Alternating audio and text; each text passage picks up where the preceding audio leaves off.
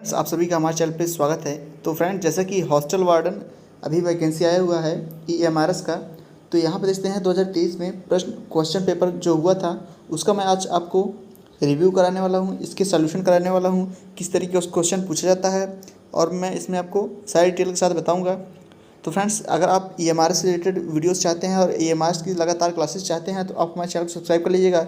EMRS की series इस पर ज़रूर आएगी। और अगर आप हॉस्टल वार्डन या JSA की तैयारी कर रहे हैं तो आप इस चैनल पर बने रहेंगे। इस पर कंप्यूटर, हिंदी सभी सारे सब्जेक्ट कराए जाएंगे। तो सबसे पहला क्वेश्चन यहाँ पे आप देख सकते हैं GS का। तो GS में पहला क्वेश्चन आप देखते हैं समान जागरूकता से पूछा गया है।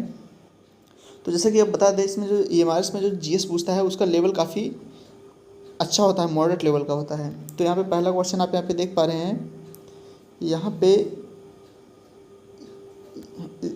सॉरी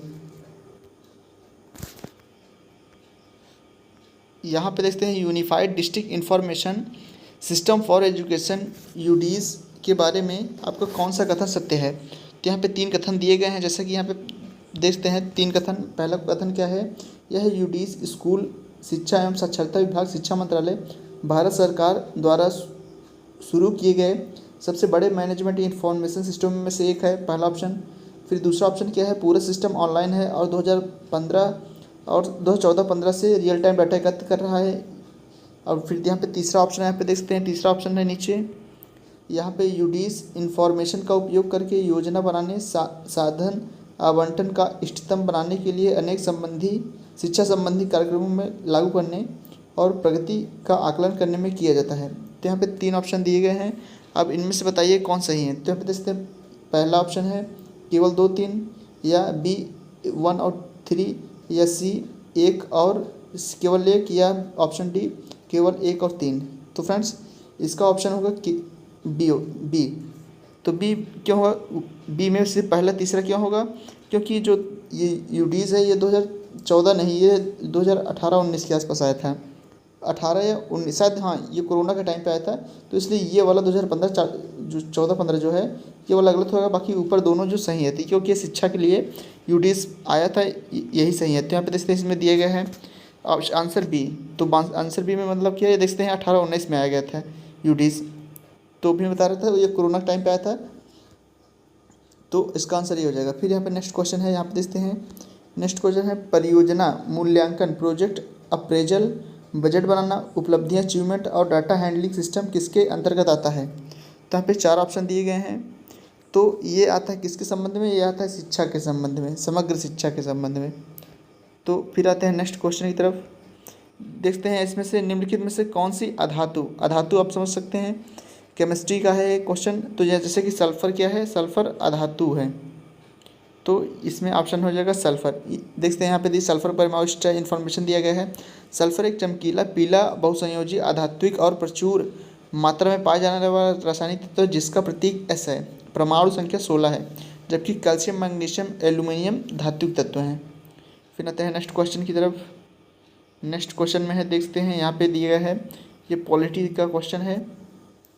भारत के संविधान के अनुसार प्रत्येक राज्यसभा में समान संख्या में सीटें प्रदान की गई हैं। तो ये देखते हैं पहले ऑप्शन गलत है, सभी में समान संख्या में नहीं है, सभी राज्यों में अलग अलग सीटें हैं, किसी में कम है किसी में ज़्यादा है, उसके एरिया के हिसाब से। तो यहाँ पे दूसरा ऑप्शन है संविधान के अनुसार राज्यसभा में राज्यों और संघ राज्य क्षेत्रों दोनों को सीटों को आवंटन की गई है।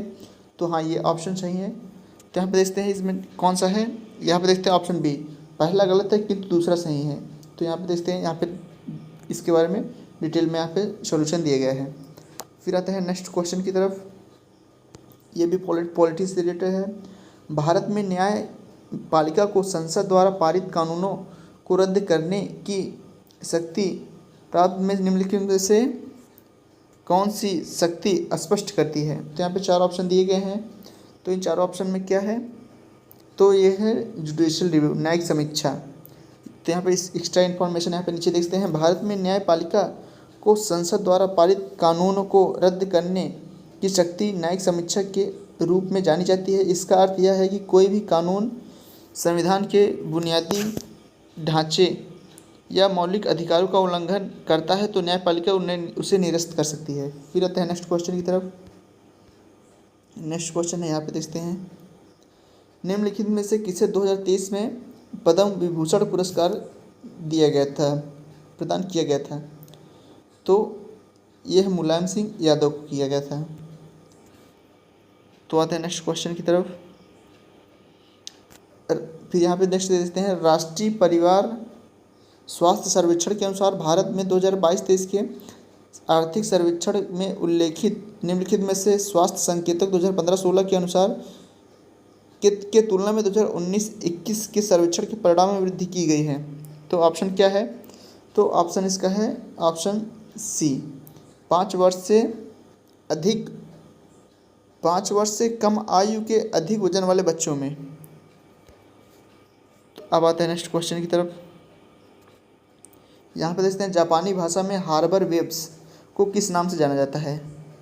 तो जो हार्बर वेव्स होता है इसे सुनामी के नाम से जाना जाता है। तो यहाँ पे देखते हैं नेक्स्ट क्वेश्चन है। नेक्स्ट क्वेश्चन में यहाँ पे देख सकते हैं, 25 मई से 3 जून 2023 के बीच आयोजित खेलो इंडिया यूनिवर्सिटी गेम्स में निम्नलिखित कौन सी यूनिवर्सिटी सर्वाधिक स्वर्ण पदक प्राप्त किए हैं? तो जैसा कि आपको पता है, पंजाब यूनिवर्सिटी चंडीगढ़ ये सबसे ज़्यादा पदक हासिल की है। इसमें देख सकते हैं यहाँ पे और भी एक्स्ट्रा इन्फॉर्मेशन दिया गया है। यहाँ पे 26 स्वर्ण पदक जीता था इस, और ये नंबर 1 पे रहा है। और फिर यहाँ पे नेक्स्ट है, जलवायु परिवर्तन के निष्पादन सूचकांक CCPI 2023 में निम्नलिखित में से कौन से G20 देश का प्रदर्शन सबसे अच्छा रहा है? तो इसका आंसर क्या है? इसका आंसर यहाँ पे देखते हैं ऑप्शन सी। ऑप्शन सी में देखते हैं ये भारत। तो आप इसका आंसर ये हो जाएगा भारत। तो यहाँ पे देखते हैं 10 क्वेश्चन दिया गया था, तो 10 का लेवल काफ़ी अच्छा था। इसमें अधिकतर करंट पूछा था। तो आपको जैसे कि यहाँ पे 10 क्वेश्चन में से 5 तो करंट पूछ लिया था, क्योंकि यहाँ देखते हैं एशियन गेम्स वाला ये करंट है और ये सूचकांक वाला भी करंट है, और यहाँ पे एक क्वेश्चन क्या है, ये सर्वेक्षण वाला भी करंट है, और यहाँ पे ये मुलायम सिंह यादव वाला भी ये भी करंट है। और क्या करंट है, और यहाँ पे पहला क्वेश्चन भी ये भी करंट है, दूसरा क्वेश्चन भी देखते हैं करंट है। तो यहाँ पे देखते हैं करंट ज़्यादा पूछा था, अब बाकी सब्जेक्ट से 3 क्वेश्चन पूछा था। फिर यहाँ पे देखते हैं इस तरीके से रीजनिंग क्वेश्चन सरल आते हैं, कुछ क्वेश्चन थोड़ा सा लेवल अच्छा आता है। तो मैं रीजनिंग और मैथ के लिए अलग से डिजिटल बोर्ड पे कराऊंगा, तो उसके लिए आप टेंशन मत लीजिएगा। और आके मैं आपको आगे दिखाता हूँ कंप्यूटर वगैरह में किस तरीके से क्वेश्चन पूछा गया था। अभी देखते हैं ये मैथ वगैरह है, मैथ रीजनिंग, तो ये मैथ रीजनिंग का है। और ऑप्शन आगे चलते हैं, या देखते हैं नॉलेज ऑफ ICT मतलब कंप्यूटर नॉलेज। तो यहाँ पे देखते हैं निम्नलिखित में से एक लोकप्रिय ब्राउज़र का उदाहरण नहीं है। तो देखते हैं इंटरनेट एक्सप्लोरर ये है, माइक्रोसॉफ्ट एक्सेस तो ये नहीं है, बाकी मोजिला फायरफॉक्स ये भी एक ब्राउज़र है, गूगल क्रोम ये भी एक ब्राउज़र है। बाकी ऑप्शन हो जाएगा सी, क्योंकि ये एक क्या है, ये है एक सिस्टम सॉफ्टवेयर। तो बाकी सब क्या है, वेब ब्राउज़र। तो यहाँ पे ऑप्शन हो जाएगा सी। फिर यहाँ पे देखते हैं अधिकांश MS विंडोज़ एप्लीकेशन में कुछ सेलेक्ट को कॉपी करने के लिए और उसे अन्य स्थान पर पेस्ट करने के लिए सर्वाधिक लोकप्रिय शॉर्टकट क्या है? तो जैसे कि आपको पता है Ctrl+C से ये कॉपी होता है और Ctrl+V से पेस्ट होता है। तो ऑप्शन आपका ए सत्य हो जाएगा। फिर आते हैं नेक्स्ट क्वेश्चन की तरफ। यहाँ पे देखते हैं एक बोर्ड हाउसिंग के 100 छात्रों द्वारा पिछले कुल परीक्षाओं में प्राप्त किए गए अंकों को संचित करने के लिए सारणीबद्ध शीट, तो यहाँ पे शीट से पूछा गया है। तो जैसे कि जब भी कुछ इस तरीके शीट ग्राफ वाला पूछे तो इसका आंसर होगा MS एक्सेल, क्योंकि इसी में हम लोग कुछ भी गणना वगैरह, सांख्यिकी वगैरह कुछ भी जोड़ते घटाने वाला काम MS एक्सेल में होता है। तो इस तरीके से इसका MS एक्सेल हो जाएगा। फिर यहाँ पे देखते हैं किसी इमेज फाइल को में एक स्टैंडर्ड फाइल एक्सटेंशन निम्नलिखित में से कौन सा है? तो जो इमेज का एक्सटेंशन फाइल है, इमेज हमेशा कौन से फॉर्मेट होता है, यहाँ पे देखते हैं इमेज हमेशा JPG फॉर्मेट होता है या PNG फॉर्मेट में होता है, और भी इमेज के कई सारे फॉर्मेट होता है। तो यहाँ पे ये हो जाएगा। और बाकी PDF तो आपको पता है PDF होता है, WAV ये होता है ऑडियो के लिए, DOC मतलब होता है किसी डॉक्यूमेंट वगैरह के लिए। तो इस तरीके से ये हो जाएगा। फिर यहाँ पे नेक्स्ट क्वेश्चन है निम्नलिखित में से कौन सा ऑपरेटिंग सिस्टम का एक लोकप्रिय उदाहरण है? तो ऑपरेटिंग सिस्टम का क्या है? तो यहाँ पे MS विंडोज़, क्योंकि यही ऑपरेटिंग सिस्टम है। बाकी सब तो यहाँ पे क्या है, बाकी सब एप्लीकेशन है। MS एक्सेस या MS वर्ड, MS एक्सेल, ये सब MS के, माइक्रोसॉफ्ट के क्या है, एप्लीकेशन है।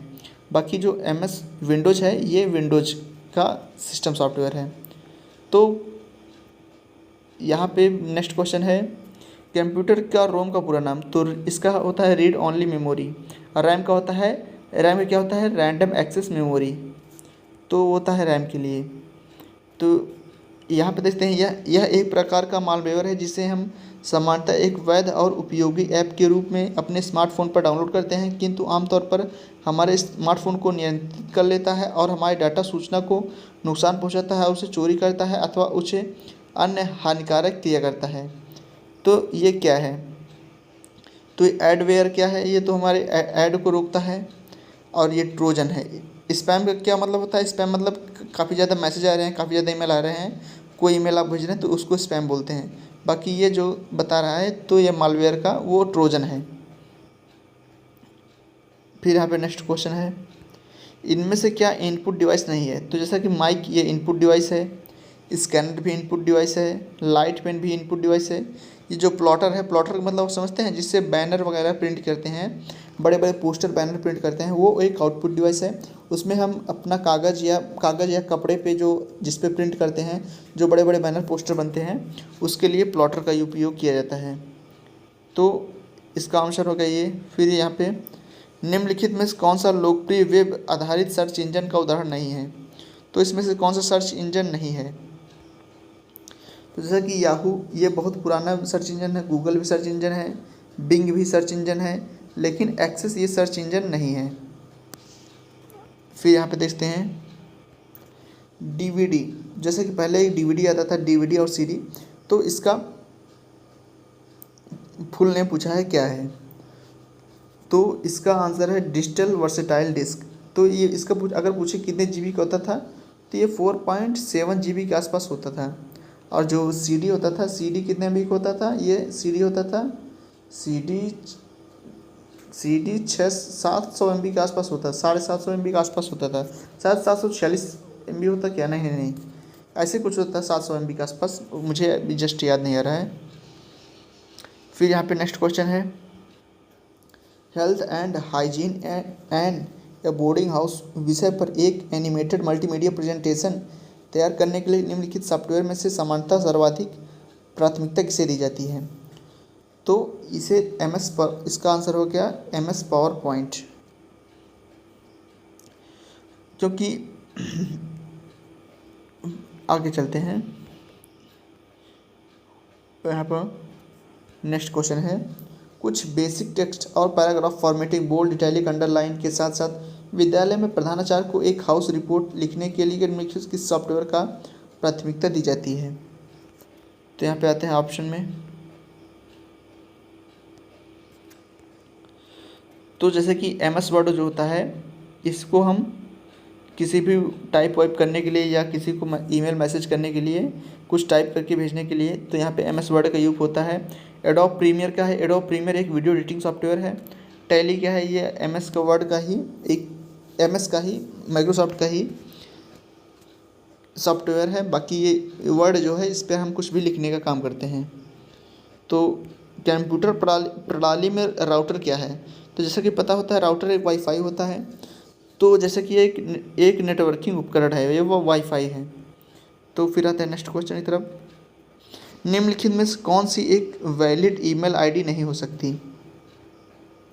अनेक अंकों वाली डिजिटल आईडी, या अनेक अंडरस्कोर वाली डिजिटल आईडी, या अनेक @ वाली ईमेल आईडी।